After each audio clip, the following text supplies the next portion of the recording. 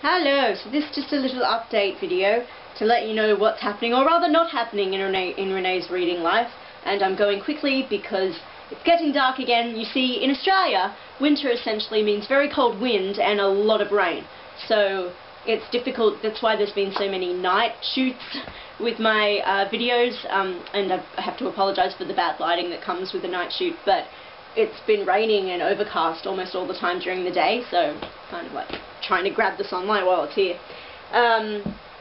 Yeah, so I'm in a mishmash in my head right now, and I can't focus on any one book, and I'm almost always trying to read several books at the one time, but it's especially bad at the moment, so I just thought I'd tell you the books I'm trying to read at the one time, because I can't make up my mind and I can't focus. And as I said before, when I try and force something on me, then it doesn't happen, and it's just a bit confuzzling at the moment. So this is how it typically is in Renee's head with books.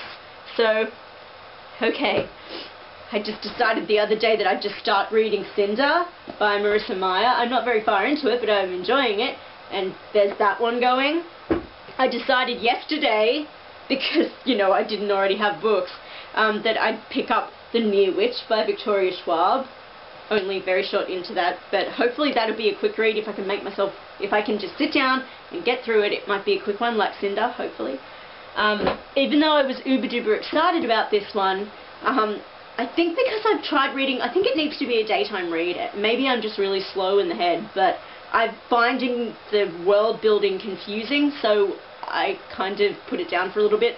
But I've read a tiny bit of Serafina by Rachel Hartman, and I am uber duper excited about this book, and because it was sent to me for review, I want to try and read it soon so I can review the damn thing for them. But yeah, I think I'm going to have to not read this one at night. See if I can just read it in the daytime when I can think a bit more clearly, I don't know. And I'm going to have to, I've started it like 3 times and gotten to the same rough point, and then like, I'm still confused, what? And going back, so I feel really dumb. I'm embarrassed to have to admit this, but I don't know why it's confusing me, but maybe I'm just not focusing enough. But I'm going to start it all over again in the daytime and see how much I can get through in the one go. So that's Serafina. And then here are 2 I started a while back. Quite a while back, like a few weeks ago, I started Sweetly by Jackson Pearce, and it was going fine. But then I forget what annoyed me. It was something small that just pissed me off for a moment, and I'm like, I'm putting you down for a bit. So, yeah, that's still got its bookmark in there though, so I'm not giving up on it. And then finally, oh my gosh, because this was sent to me as a birthday book, and I thought, oh, I'll try and read it right away, Mermaid by Carolyn Turgeon. And even though I knew what the complaints of a lot of readers were with this one, it still started to get on my nerves anyway, so I put it down as well. I pretty much know what to expect for the rest of it though, so that's okay. I'll not get too annoyed because I can anticipate the rest of it.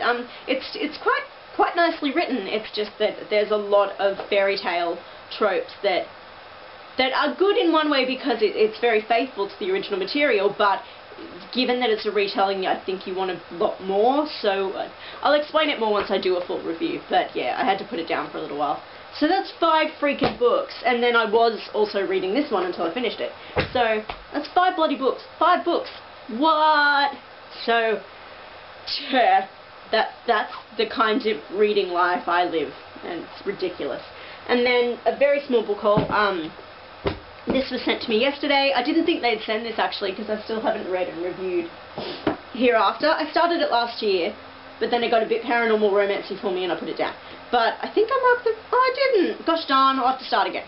But it was okay. It was okay. It was ghosty and interesting.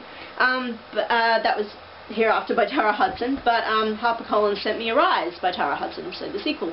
And I really like the colour scheme there. That's pretty. It's pretty colours. And then when I was in Sydney 2 weekends ago now, yeah, I was in Sydney for Supernova and met Marianne DePere, yay!